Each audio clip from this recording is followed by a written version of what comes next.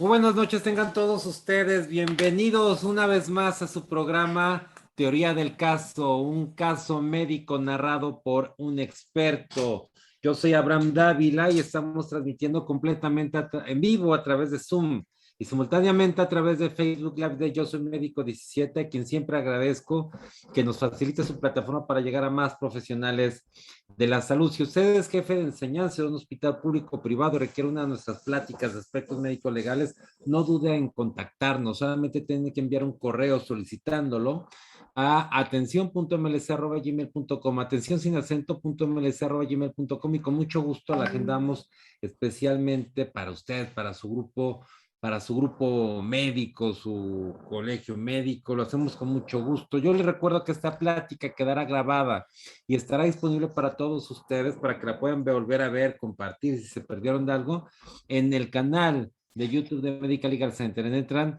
a YouTube, teclean Medical Legal Center y ahí van a ver todos los lunes teoría del caso, los martes el podcast, miércoles masterclass y todos de lunes a jueves, como siempre, la voz del residente en las principales especialidades.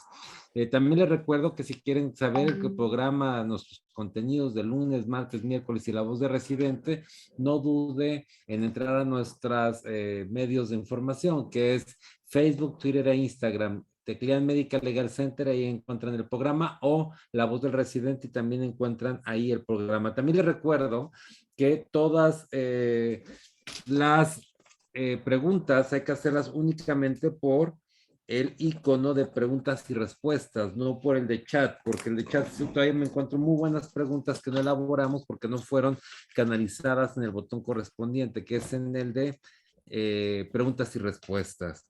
Y yo también les pido que nos ayuden a invitar a más profesionales de la salud. Tenemos un compromiso además con la comunidad médica.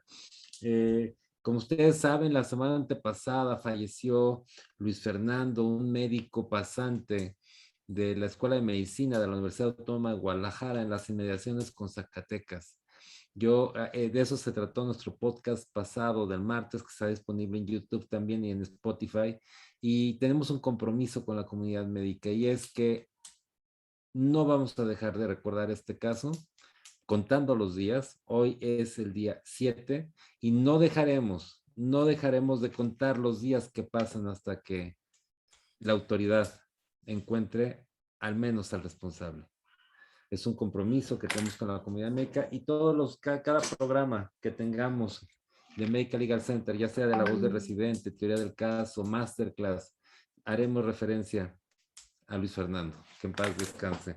Ahora sí, para mí es un gusto poder pasar, a presentarles a nuestra invitada de hoy.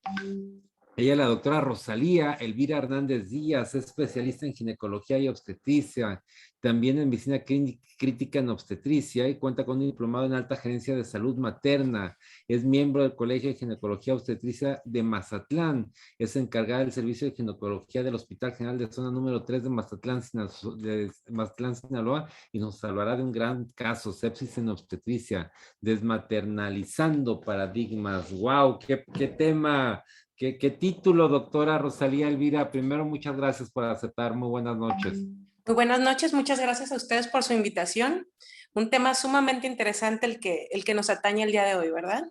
Doctora Rosalía, pues primero, gracias por aceptar. Yo quiero además mencionar que las personas que invitamos y que aceptan estar aquí, perdón, lo hacen de manera completamente altruista, con la finalidad de aportar, y eso tiene un valor especial. Doctora Rosalía, sin más preámbulo, la dejo con el mejor público, que son los profesionales de la salud, y usted y yo nos vemos en la sesión de preguntas y respuestas. Muy bien. Bueno, comencemos un poquito con el tema.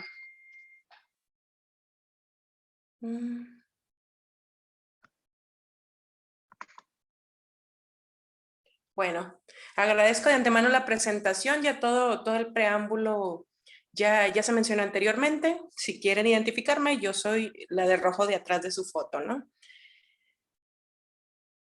A pesar de todo lo que comentaron de la currícula, pues debo declarar que afortunadamente todavía no tengo ningún conflicto de interés con esta plática que vamos a tener el día de hoy. Es una charla, no es uno, no son dos, son 4 casos de la vida real que sucedieron N cantidad de hospitales diferentes de la República, que los he tomado de ejemplo para poder comprender qué puede suceder en el caso de una paciente con sepsis cuando no se hacen bien las cosas, cuando tomamos una postura demasiado maternalista.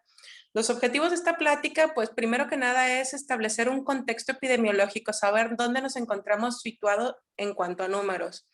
Regularmente esta plática, esta charla la tenemos con un poquito más de diapositivas, tratando fisiopatología, clasificación y tratamiento, que pues en la brevedad del tiempo que tenemos el día de hoy no lo vamos a tocar.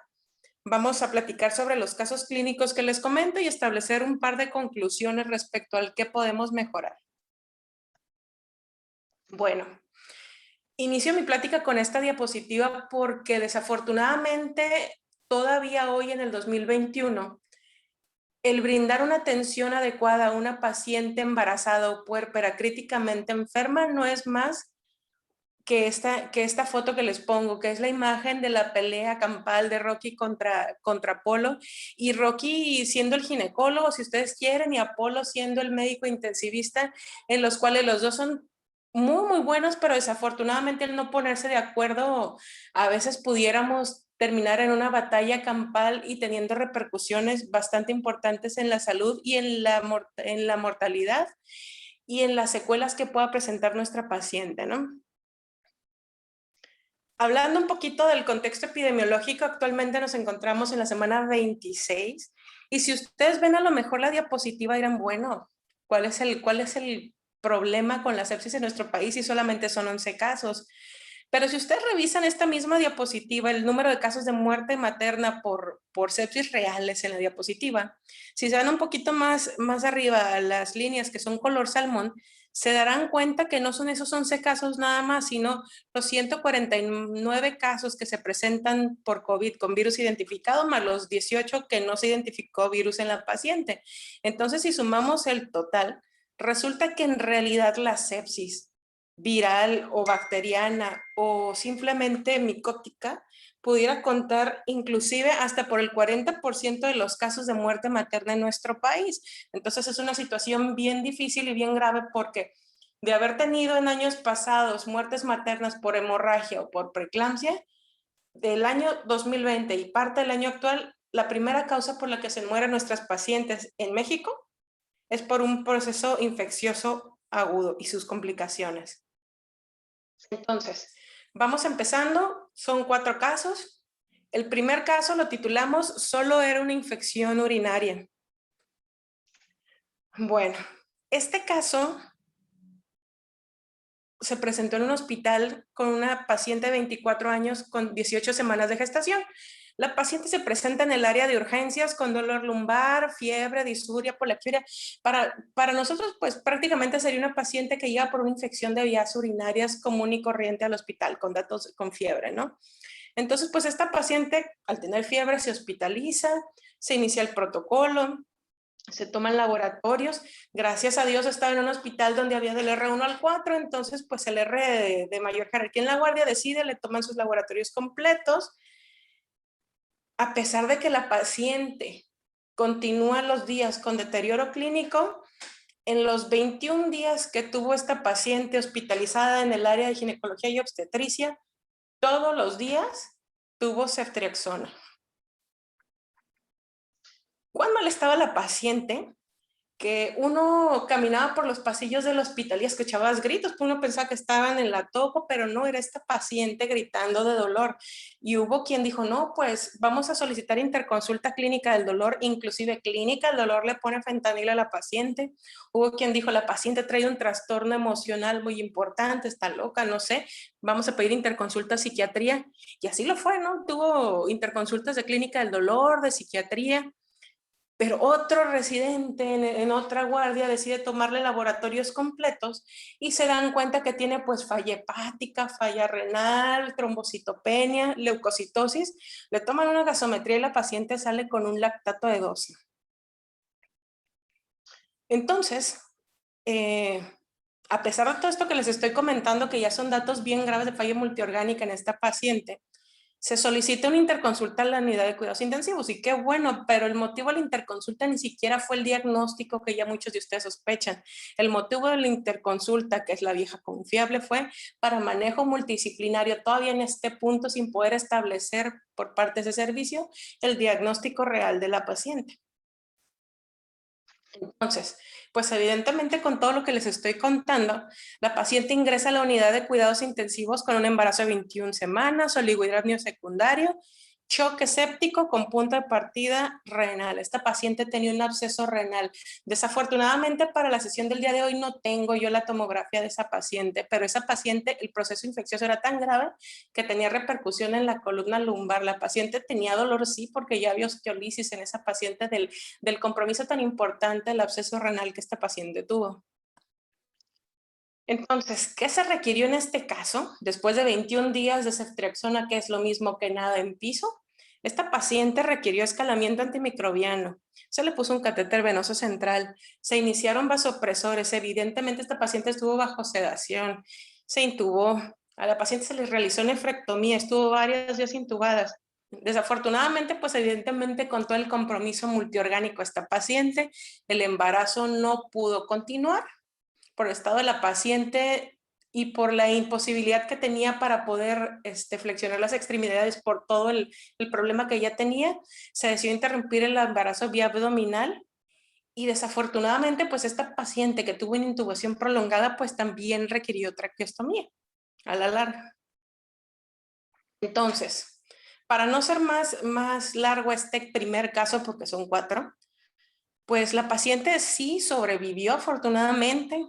Eventualmente a las 2 o 3 semanas esta paciente se egresó, se pasó a hospital y se egresó a domicilio por mejoría, pero la paciente tuvo miopatía del enfermo en estado crítico porque les comento estuvo intubada y con uso prolongado de sedación. Requirió una traqueostomía, se le hizo una nefrectomía y no sabemos si a largo plazo esta paciente desencadenó o no insuficiencia renal, probablemente no, pero pues no lo podremos saber. Y desafortunadamente pues con un futuro obstétrico incierto, ¿no? Pero esta paciente, lo sorprendente es que para quien le ingresó solo llegó por dolor y disuria. Es el primer caso. En el segundo caso les quiero presentar el caso titulado La APP, que no solamente era APP. Este caso clínico inicia en un hospital de primer nivel de atención de un estado en donde había muchas comunidades dispersas y pues esta paciente tenía fácil una semana antes de que se decidió trasladar con nosotros. Esta paciente estuvo vigilada en su unidad de referencia por dolor abdominal, lo cual catalogaron como una amenaza de parto pretérmino casi por una semana. De repente alguien toma laboratorios y se dan cuenta que la paciente pues empezaba con datos de insuficiencia renal aguda. La ven un poquito insuficiente, se asustan y de un diagnóstico que de manera inicial era una APP, según esto, la mandan referida al hospital donde llega finalmente por una sospecha de tromboembolia pulmonar que ni al caso con la clínica, ¿no? Entonces esta paciente llega a un hospital de tercer nivel de atención y se activa el código MATER. Al revisar a la paciente, más allá de todos los paraclínicos que les puedo yo comentar, por la semiología la paciente era clásica. Esta paciente cursaba con un cuadro apendicular. Lo que encontramos en los paraclínicos fue hiperbilirrubinemia, distensión abdominal, se le hizo un ultrasonido y un FAST y encontraron abundante líquido y asa fija, datos de oligohidramnios y todavía le hicimos una tomografía. En la imagen, en la diapositiva pueden encontrar, pueden evidenciar, está el útero, el bebé, ahí los huesitos lo pueden ver, y todo el contenido líquido de la tomografía que pueden ver circundante fue pus. Esa paciente la metimos a la aparatomía exploradora encontrando muy abundante cantidad de pus, todo está infiltrado, el útero flácido, y esa paciente, aparte de la apendicectomía, adherenciolisis, pues terminó en histerectomía en bloque porque de verdad era una cosa terriblemente séptica e infiltrada, ¿no? Entonces, como les comento, ¿en qué terminó ese caso? Pues la paciente tuvo una laparotomía exploradora, se encontró una apendicitis fase 4, plastrones, infiltración e hipoteneuterina. La cirugía que se realiza fue apendicectomía, lavado peritoneal y su histerectomía en bloque. Evidentemente, pues también tuvo una estancia prolongada en la unidad de cuidados intensivos con un mejor pronóstico quizás que la primera paciente que les mencioné. Caso número 3, un partito cualquiera. Esto es lo que decimos todos, ¿no? ¿Qué es un parto? ¿Qué se puede complicar en un parto? Bueno, esta paciente se atendió en otro hospital, un femenino de 21 años, gesta 2 con antecedentes cesárea previa, y pues el parto que se atiende en el caso actual, ¿no? Referida de un hospital integral por dolor abdominal y fiebre. Lo que comentaban de antecedentes de importancia, pues un parto vaginal 10 días antes, aparentemente eutóxico. La paciente va a su unidad por disnea, escalofríos, fiebre y distensión abdominal. Entonces, también con esta paciente se activa el código Mater, se hacen todos los laboratorios y paraclínicos correspondientes, y si pueden observar ustedes en la diapositiva, pues los datos más importantes son alargamiento de los tiempos de coagulación, incremento del fibrinógeno, falla renal aguda, una creatinina de 4.5, la procalcitonina en 5, un déficit de base amplio, lactato hasta eso en 0.4, pero pues la paciente también con datos de falla multiorgánica, ¿no? Entonces, esta paciente, pues evidentemente también se le puso su catéter venoso central, le inicia imidoxiciclina, ajustado obviamente a la función renal, persiste con fiebre, le agregan una fluoroquinolona y persistiendo con fiebre, pues evidentemente se ganó la laparotomía exploradora. Al entrar a sala con esta paciente, aparte de los 1000 mililitros de ascitis que encuentran, pues abundantes natas de fibrina y pues que creen una ruptura vesical. Resulta que interrogando a la paciente, pues todo lo refiere normal. Ya le pregunto uno de manera intencionada después de los hallazgos transoperatorios. Oye, señora, ¿pasó algo en el parto? ¿Todo bien? No, sí, todo muy bien. Yo estaba en trabajo de parto, estaba en el rancho y todo muy bien. De repente no quería salir el bebé y el doctor me ayudó. No, pues ¿cómo te ayudó? Sí, me ayudó con un recargón porque yo no podía parir. Entonces, al final del día, con este tercer caso, se resuelven las fallas orgánicas, posterior a su estancia en terapia intensiva con los antimicrobianos y la resolución del problema vesical, pasa a piso, 5 días después egresa a domicilio con sonda y después regresa a la consulta, se le retira la sonda y es valorada por cirugía general nuevamente. Y todo esto por un Kristeller. Y el último de los casos a tratar hoy, que creo que son ejemplos de la vida diaria, que todos hemos tenido algo parecido en el hospital, pues desafortunado o afortunadamente en el contexto que tenemos actualmente, pues es el caso del COVID. En este cuarto caso de COVID y embarazo fue una paciente que ingresó a otro hospital, porque hemos estado en varios, con un embarazo de 22 semanas. Esta paciente estuvo el año pasado con una tomografía CORRAD-5. Esta paciente llegó polipneica con alto requerimiento de oxígeno suplementario, se activa código Mater también. Se interconsulta a la unidad de cuidados intensivos, pues la revisan, ¿no? Sí, continúan ustedes con su esquema antimicrobiano ya que ya administraron el oxígeno suplementario, pues continuamos como interconsultantes, ¿no? Está bien bonito el término, continuamos como interconsultantes. Evidentemente, y como se han de imaginar ustedes, pues la paciente presenta deterioro de la función respiratoria. Y ahora sí, la paciente entonces se admite en una unidad de cuidados intensivos y se intuba. Se mantuvo la paciente cerca de una semana con intubación endotraqueal, con ventilación mecánica, embarazada. Una situación bastante difícil porque de verdad el ingresar a una paciente a la unidad de cuidados intensivos embarazada, a pesar de que uno como ginecólogo le pase visita, es el eterno pleito de ya, por favor, desembarázamela, porque todavía existe mucho miedo y mucha ignorancia respecto a qué medicamentos podemos utilizar o no y qué prioridad pueda tener o no el embarazo de acuerdo a la edad gestacional en el padecimiento de la paciente. Afortunadamente, después de una semana intubada, la paciente se logra retirar de la ventilación mecánica, pasan 2 días, no tiene deterioro en la función respiratoria otra vez y pues logra ser egresada a la unidad de cuidados intensivos para pasar a un área de aislamiento completa con esquema antimicrobiano y finalmente se egresa afortunadamente a domicilio. La paciente, les digo, ingresó con 22 semanas, se egresó con 25 semanas de gestación, con seguimiento de control prenatal adecuado y tendrá aproximadamente unos 2 meses que se interrumpió la gestación con un embarazo de término, con el binomio aparentemente bien de momento, con lo que tenemos de información hasta ahorita. Entonces, de todos estos casos clínicos que les estoy comentando, creo que podemos identificar un par de conclusiones que podemos mejorar en la atención de las pacientes. Ante todo lo anterior, el primer error que podemos encontrar o identificar es el uso de fármacos de manera inapropiada en pro del feto.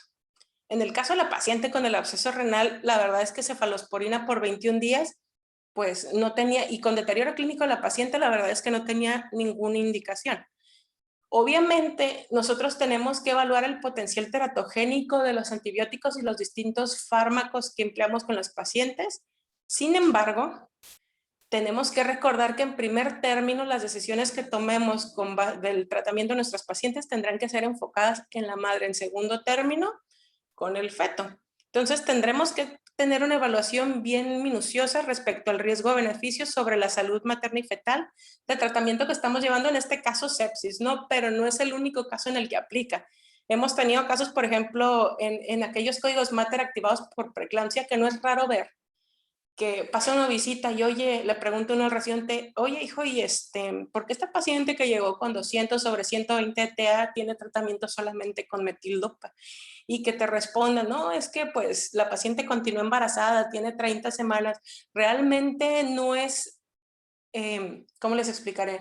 No es tanto que sea menos dañino, sino lo que mejor resultado vaya a tener con la madre. En el caso de ser conservador, pues sí se puede tomar un poco en cuenta, pero siempre tendremos que tomar en primer lugar el beneficio materno para poder considerar nuestros tratamientos, ¿no?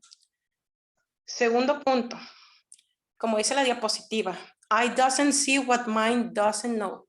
Es una desafortunada realidad que a veces tenemos un poco o mucho falta de capacitación en nuestra formación como obstetras. Regularmente nosotros como ginecólogos tenemos una formación genitalista y quirúrgica, no todo queremos operar y para nosotros todo es el embarazo. En algunos lados no, pero desafortunadamente en muchos lados todavía la formación es así. Entonces, necesitamos empezar a conocer o empaparnos de los protocolos de atención de las pacientes, número 1, y número 2, se vale que cuando ya llegaste al punto en el que tú no puedes hacer nada o crees que de plano excede tus capacidades, pues pidas una interconsulta. Pero hay que pedir la interconsulta de manera oportuna. La mayoría de interconsultas que se piden a la unidad de cuidados intensivos, desafortunadamente, es cuando la paciente ya está demasiado grave. Pacientes cuyos casos se pudieron haber prevenido o mejorado de manera más temprana. Y desafortunadamente, pues también la falta de integración de los equipos de respuesta inmediata en los distintos hospitales. Esto respecto a la atención del ginecólogo, ¿no? Tercer error y problemático, le puse yo aquí en la diapositiva, UCI Almighty. Desafortunadamente, como les ponía en las primeras diapositivas, ¿no? Por una parte el ginecólogo y por otra parte el intensivista, y en casos como el mío que estamos mezclados los dos, de verdad es un verdadero problema.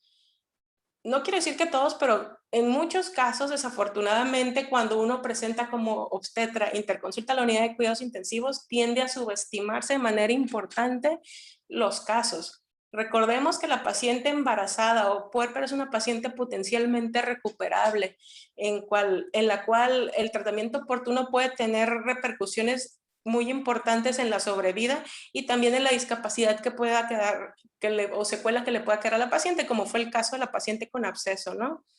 También por parte de este caso muy particular, de este grupo poblacional médico, pues también si el anestesiólogo, pediatra, ginecólogo tiene renuencia para participar en los equipos de respuesta inmediata, no les quiero decir, la unidad de cuidados intensivos, todopoderoso, a veces no quiere bajar, pero pues es una obligación de nosotros también participar y contribuir en la atención médica de este tipo de pacientes.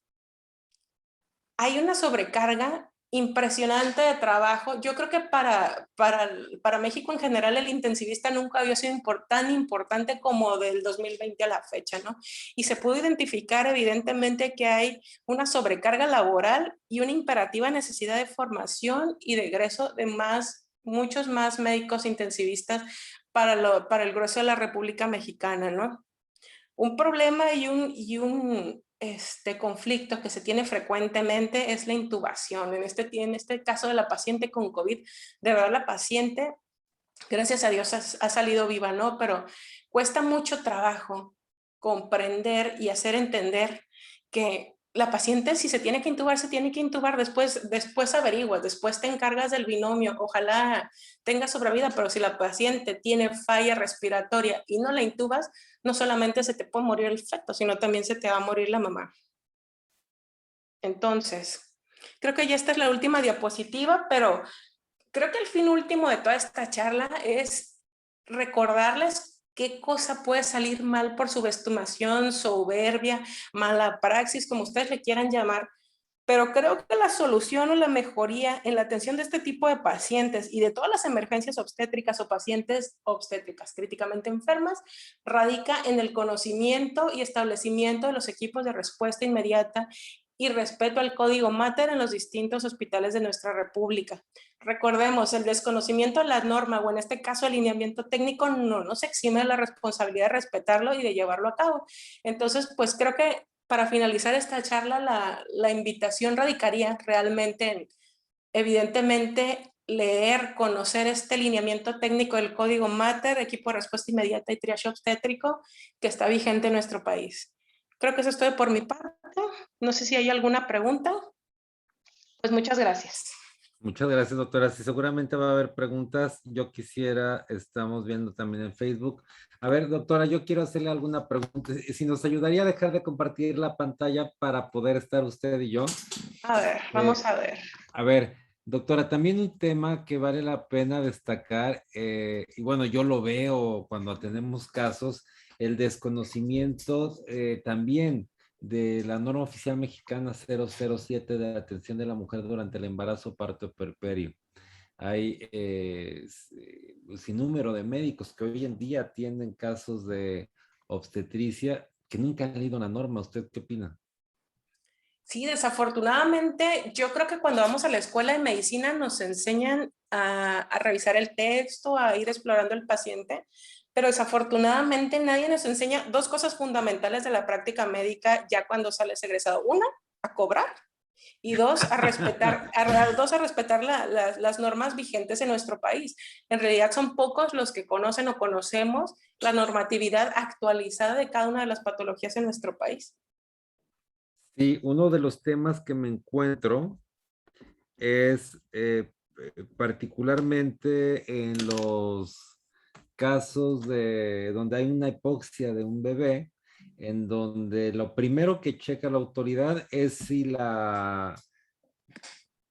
el trabajo si se hizo un registro del binomio madre-hijo, de todos El sus datos, partograma. del partograma, al menos cada 30 minutos, porque cuando no es cada 30 minutos como marca lo normal, inmediatamente salta y saber, incumpliste con la norma, y entonces quizá en ese periodo de que excedieron los 30 minutos, ocurrió esta situación. Entonces, bueno, es un tema, es de lo que más me toca atender. Y el otro es de las cartas de consentimiento, doctora. Ocurre que un alto porcentaje de los casos que se atienden, las cartas de consentimiento no las firma la paciente, las firma el esposo, el familiar, de la O no las firma mamá. nadie, o no las firma O nadie, no las pero firma sí que nadie, que cae. es peor, exacto, cuando ellos tienen que la obligación, digo, esto es, tiene que firmar a la paciente, ¿no? Así es. Situaciones muy puntuales en las que podemos obviarlo por situación de emergencia, ¿no? Pero en Exacto. prácticamente todas las situaciones habituales tenemos 5 minutos para platicar con la paciente y decirle te voy a operar o te voy a atender en esta circunstancia, puede pasar esto. Otra situación bien frecuente que pasa y a mí me pasa cuando se van a programar las pacientes es que no, pues señora, a usted se le va a hacer una cesárea, los riesgos son estos, y ya cuando uno les explica, le juro que he tenido pacientes que lloran cuando les digo los Los riesgos que riesgos. implica una cesárea. ¿Cómo la respuesta? No, pues está usted tonta, no sabe operar o qué onda. No, señora, es que se le tiene que explicar que usted puede pasar por esta otra situación, se puede inclusive hasta morir, que es un procedimiento rutinario, pero pues nadie tenemos la vida comprada, pues definitivamente. Entonces son situaciones que pues podemos prever y no hacemos. Francisco, ahora sí vienen las preguntas. El doctor Basurto, a quien le envió un abrazo fuerte, un gran detalle tuvo hoy en la mañana, a mediodía, a dar una llamada por el Día del Abogado. Muchas gracias siempre, doctor Basurto. Dice, tuvo vaciado de vejiga antes del TDP. No sé en cuál de los 4 casos se Me refiere. imagino que en el de la ruptura vesical. Sí. Francamente, en el expediente, en el momento en el que hicieron la referencia, no, ni siquiera lo consignan porque ni siquiera lo tomaron como importante. Ya cuando hicimos el análisis retrospectivo con los hallazgos y se platicó con la paciente, pues ella te platica todo, pero no tenemos evidencia ni conocimiento de si lo hicieron o no. Yo creo, sinceramente, que no. Francisco Estrada, excelente charla. La norma en algunos puntos no está actualizada. Coincido también en este punto. De Así hecho, soy es. un convencido que los tratamientos médicos no deberían estar, no debería estar incluso una norma que las hace obligatorias, sino más bien en las guías clínicas. Así es. Es mi opinión. Raúl Tachiquín desde Zacatecas también le mando un abrazo. Dice buena plática. ¿En qué porcentaje considera usted que se lleva adecuadamente el código Mater por nivel de atención y turnos? Híjole. Digamos que probablemente un turno matutino pudiera tener un 60-70% de correcto llevado, entre comillas y corchetes del código Mater. Creo y conozco fervientemente porque he trabajado en todos los turnos que quieran, gusten y mandes, que conforme se hace más nocturno el turno, menor apego al alineamiento técnico del código Mater, y si es fin de semana, entre que faltan médicos y hay menos voluntad, todavía más complejo. Entonces, entre más matutino, creo que hay un poquito más de apego, vespertino todavía, nocturno y fin de semana es prácticamente imposible. No es imposible, pero sí es muchísimo más difícil hacerles que se apeguen al alineamiento, ¿no? Lo mismo decía el doctor Jorge Mariñelarena, decía que en su hospital realmente eran 4, el de la mañana, el de la tarde, de la noche y el de jornada acumulada. Así es. Enrique Carrión dice, excelente ponencia, ¿sería posible que nos compartiera su presentación por email? Y bueno, él pone aquí sus datos, yo le dejo, se los dejo, y bueno, ya Sí, ustedes sí, se sí, ponen lo de acuerdo. checamos. Eh, También tenemos a... Ah, pues muchísimas. De cualquier forma, como usted dijo, ¿no? La pueden volver a reproducir o inclusive compartir con sus becarios o revisar nuevamente vía internet, ¿no? Excelente, tiene razón. Doctora Marcela Camacho dice, nos manda felicidades por el Día del Abogado. Constanza Mora también, a todos los abogados de médica, no nomás a mí. Muchas gracias. Agripina dice, excelente ponencia. Eh, Adaid Bravo, a ver, dice, la carta de consentimiento informado con solo la firma del paciente es suficiente o requiere la firma del familiar. O requieren testigos. Doctora María Torreblanca, también felicidades, muchas gracias, excelente conferencia. Raúl Daza, ¿qué tiempo tope en su experiencia permiten para una traqueostomía en pacientes con ventilación prolongada, en especial para estas pacientes que en su mayoría llevan estancias prolongadas? Generalmente vamos a hablar de previo al COVID y después del COVID, ¿no? Generalmente ya estamos hablando de ventilación prolongada y requerimiento de traqueostomía alrededor del día 14, a veces un poquito antes, pero ahorita con la situación de COVID es real que muchas veces no se puede movilizar o no se puede realizar otro tipo de procedimientos con el paciente, entonces quizás pudieran estar iniciando con traqueostomías alrededor del día 21, que sea lo correcto, quizás no, pero el contexto, como les comento, clínico del COVID nos ha llevado a hacer cosas un poquito diferentes, desafortunadamente. A veces existen protocolos nuevos de otros países en cuanto a manejo de líquidos y tratamientos de unidad de cuidados intensivos adultos en embarazo. A veces las normas mexicanas, oficiales mexicanas no están tan actualizadas. ¿Qué pasa cuando nos apagamos más a protocolos nuevos de otros países y no del lineamiento técnico? Desafortunadamente sucede. Obviamente hay muchísimo más estudios en Estados Unidos, en Europa, ¿no? Pero a veces tenemos que pegarnos un poquito más a la guía de práctica clínica local, porque considera lo que realmente tenemos en el campo de batalla en nuestro país. O sea, yo quisiera tener un equipo ECMO, tromboelastografía, albúmina para todos, la felicidad y la paz mundial, pero desafortunadamente el contexto real en nuestros hospitales de ese primero y segundo nivel de atención no se apega tanto a la existencia de insumos como en esas comunidades o en esos países de primer mundo, ¿no? Excelente. Daniela Chundia, felicita a todos los aguas de médica, muchas gracias. Igual Lupita González, Lupita, muchas gracias. Juan Jesús Peláez dice, ¿quién serían los responsables del manejo de estos pacientes no adecuado en el inicio de los padecimientos? Los dos. Aquí no es el papá, no es la mamá, sino los dos desafortunadamente.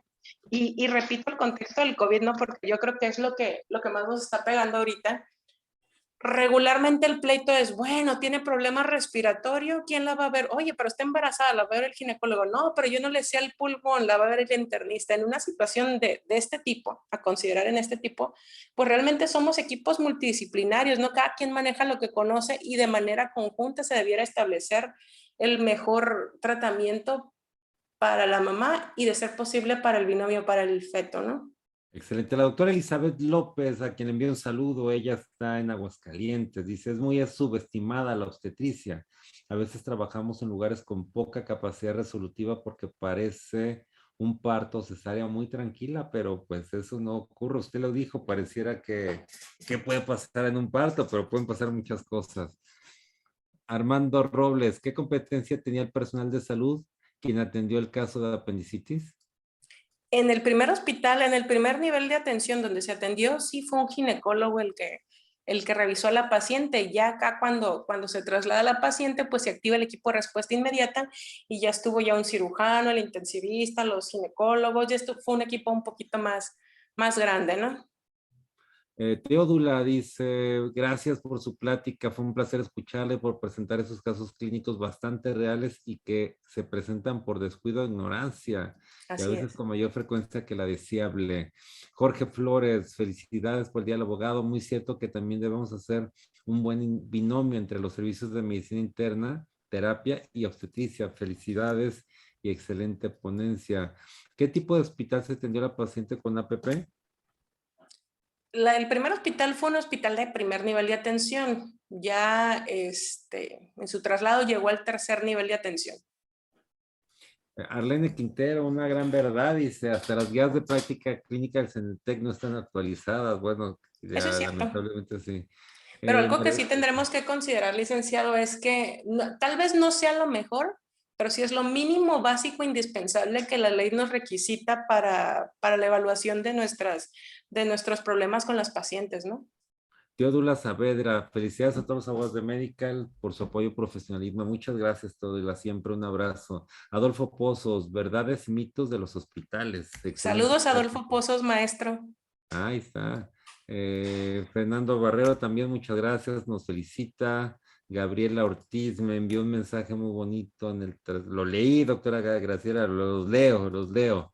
Ricardo Bernabé Luna, el temor de por sí muy extenso, complejo, aunado a todo esto, no tenemos la intención de realizar o seguir protocolos establecidos, comprobados y que son de impacto en los pacientes, ni normas ni guías y mucho menos interactuar en forma multidisciplinaria ni interinstitucional. ¿Qué opina?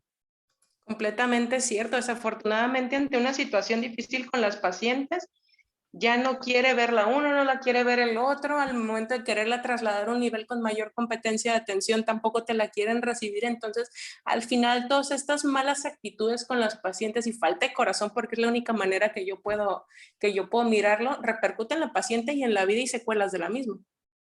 Muchas felicidades por el Día del Abogado. Elena Arriola dice, falta actualizar la norma oficial mexicana. Bueno, pues ya lo comentamos que Claro. efectivamente nos hace falta.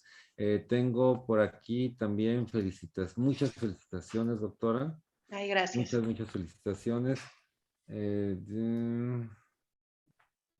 Eh, a usted, a todos los compañeros de médica, el doctor Clemente Barrera, Constanza María también, dice muy buenísimos casos, muy buenos casos, me gustaron para Congreso, por cierto. José Pedro Fabián, Ya fueron eh, carteles. qué bueno, desde Morelia, Michoacán. Daniel Archundia, saludos a todos los sábados desde Toluca. Lupita, que ya saludamos, Guillermo Oropeza, el doctor Oropeza, Verónica Soto, en general, pues además muchas gracias, muchas también felicidades, doctora, también para mí, porque sería el médico, para mis compañeros abogados y por Así supuesto para es. usted. Doctora, su mensaje final para la comunidad médica. Bueno, mi mensaje final es, no hay que quedarnos solos con los problemas, uno hay que hacer creo que tengo una frase con los residentes que me gusta mucho de, no estamos hablando de hacer cosas extraordinarias, qué mejor sería que lo hiciéramos, pero si cada quien hace lo que le corresponde, lo mínimo básico indispensable, créanme que la atención de sus pacientes va a ser excelente. Yo soy convencido y de acuerdo con usted, doctora. Muchísimas gracias. Yo quiero agradecer, señalar que las personas como la doctora Rosalía Elvira, que nos ayudan, lo que hoy expone, lo hace de manera desinteresada, sin recibir nada más que con la única finalidad de aportar a la comunidad médica. También le recuerdo que usted es miembro de un colegio médico o jefe de enseñanza de un hospital público o privado, requiere una de las prácticas de médico legales, de Medical Legal Center, solamente para su grupo médico. No duden en contactarnos, lo hacemos sin ningún costo, con mucho gusto. Solamente tiene que solicitarlo así al correo atención.mlc@gmail.com, atención sin acento.mlc@gmail.com, y con mucho gusto lo generamos. Esta plática está grabada y está disponible para ustedes en YouTube. Teclea después Medical Legal Center y está todos los lunes teoría del caso, martes podcast y el miércoles masterclass. La puede volver a ver, compartir, etcétera. Doctora, también se la vamos a enviar a usted para que usted nos ayude a compartirla con Claro que sí. las personas que usted considere. Si usted quiere saber el programa que tenemos cada semana, consulte a Facebook, Twitter o Instagram, Medical Legal Center o La Voz del Residente. Y por último, les pido que nos ayuden a compartir esta información con más profesionales de la salud. Y no me despido. Me despido con esto, con el caso otra vez de Luis Fernando, aquel médico del servicio social que es enviado a Zacatecas y fallece, es asesinado, y esto no puede ocurrir más. De hecho, hay el podcast del martes pasado, se lo recomiendo, donde les comentamos que el servicio social no debería de darse de manera donde una persona del servicio social la esté dando los servicios de atención médica de forma solo, porque el darle el servicio de atención médica en todo el país es un derecho humano y es una obligación del Estado. No es algo que ocurra en esta administración. O sea, no estoy diciendo que sea del Estado de Jalisco, de cada estado, de la federación. Es algo que tiene años. O sea, no es un problema de hoy. Y hay que solucionarlo. Espero que pronto se pueda solucionar. Y la mejor manera de hacerlo es que no enviaran ya esto, que el servicio social se diera siempre junto con un médico, no de manera, no solos como están hoy en día, que ha generado este tipo de problemáticas. Les recomiendo que vean el podcast, está ahí en YouTube, está en Spotify, nomás le ponen en Medical, de YouTube ponen Medical Legal Center y ahí está. Justicia para Luis Fernando. Y en Spotify le ponen en sala de espera y van a verlo con mucho gusto. Doctora Rosa Elvira, muchísimas gracias. Nos vemos el próximo miércoles con la masterclass en este mismo link. Muchas gracias nuevamente. Gracias a ustedes y feliz día al abogado.